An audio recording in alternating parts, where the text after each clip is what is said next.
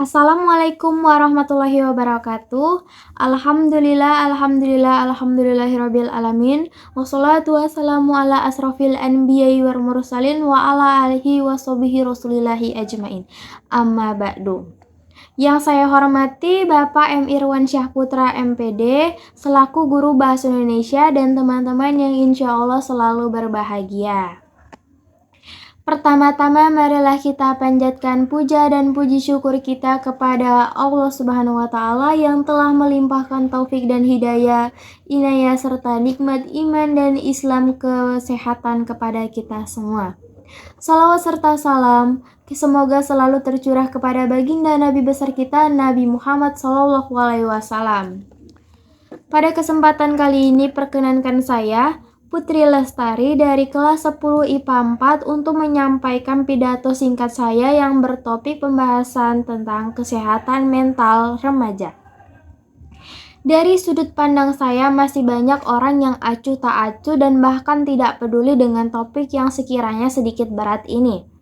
Dan tujuan saya hadir di sini adalah menyampaikan apa yang masih samar didengar oleh kita semua. Masyarakat Indonesia belum sepenuhnya mengerti tentang pentingnya kesehatan mental dibandingkan dengan kesehatan mental fisik. Nah, jadi kesehatan mental itu sangat-sangat penting ya. Apalagi sekarang ini gak jarang kita temuin kasus di mana seseorang lebih memilih menyerah daripada melanjutkan hidupnya.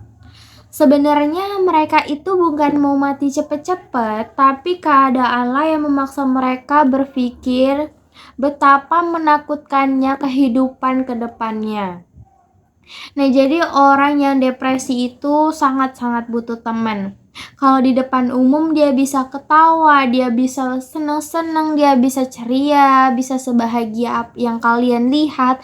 Tapi kalau dia udah sendiri, dia itu bakalan terusan mengurung diri, dia bakalan menjadi murung, pendiam. Mungkin kalian kalau bisa nyelesain masalahnya kalian pasti bangga kan? Nah, tapi di luar sana itu masih banyak manusia yang gak bisa nyelesain masalah hidupnya. Dan ketika manusia tidak bisa menyelesaikan masalah hidupnya, bukan fisik mereka lagi yang kena, tapi fisikis. Nah, fisikis itu adalah suatu gejala gangguan kejiwaan yang nampak maupun tidak nampak. Nah, tapi ini tuh bisa dilihat ciri-cirinya melalui sikap perilaku kita sehari-hari. Mungkin sikapnya ini tuh seperti yang gak biasa. Nah, dikutip dari laporan Indonesia National Adolescent Mental Health Survey pada tahun 2022 menunjukkan ada 15,5 juta atau setara dengan 34,9% remaja mengalami masalah mental. Dan ada 2,45 juta atau setara dengan 5,5% remaja mengalami gangguan mental. Dari jumlah sebanyak itu, baru 2,6% yang mengakses layanan konseling baik emosi dan perilaku. Dan sampai sekarang juga masih banyak seseorang itu yang melakukan tindak menyakiti diri sendiri, ya seperti menyayat pergelangan tangan. Nah, jadi ini lebih sering terjadi kepada anak-anak remaja yang mungkin lebih banyak ke masalah percintaan mereka. Dan juga ada yang menyakiti diri sendiri dengan cara tidak makan berhari-hari. Dan masih ada juga seseorang yang setiap harinya itu menangisin takdir hidup. Sampai mereka itu berpikir untuk mengakhiri hidupnya. Jadi kalau kalian ada yang nanya, umur segini masih sekolah kok udah ngerasa masalahnya paling berat sih? Nah, manusianya saja sudah berbeda bukan? Apalagi masalah hidupnya. Jadi kita itu gak bakalan percaya kalau kita itu gak ikut merasakan apa yang mereka rasakan. Jadi kita tuh gak boleh ngeremehin perasaan orang lain.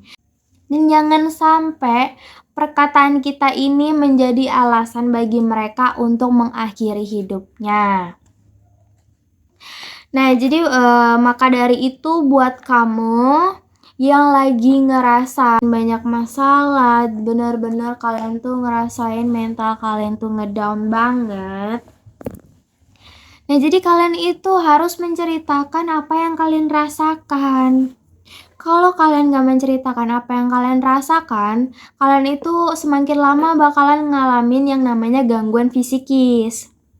Nah, itu tuh kan, beban ya, beban kalau nggak dikeluarin dia tuh bakalan tumbuh di dalam dan menjadi luka yang membusuk. Isu kesehatan kalian itu nggak bakalan selesai kalau kalian selalu nguburin itu. Jadi please banget buat kalian itu harus segera cari bantuan profesional health atau enggak kalian bisa cari aja kerabat terdekat kalian buat, menjadi pendengar yang baik. Kalian itu nggak harus, dinasehati, kalian tuh cukup didengar saja udah membuat kalian merasa puas dan lega.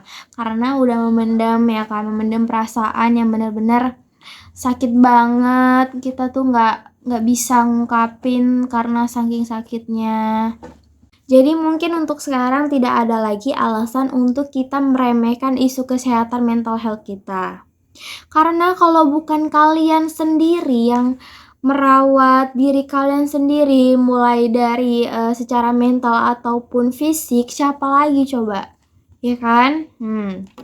Dan mungkin hanya ini saja yang dapat saya sampaikan. Semoga bermanfaat dan menambah ilmu pengetahuan kita semua. Jika ada jarum yang patah, jangan disimpan di dalam laci. Jika ada kata-kata yang salah, jangan dimasukkan ke dalam hati. Saya akhiri dengan wabillahi taufik walhidayah. Wassalamualaikum warahmatullahi wabarakatuh.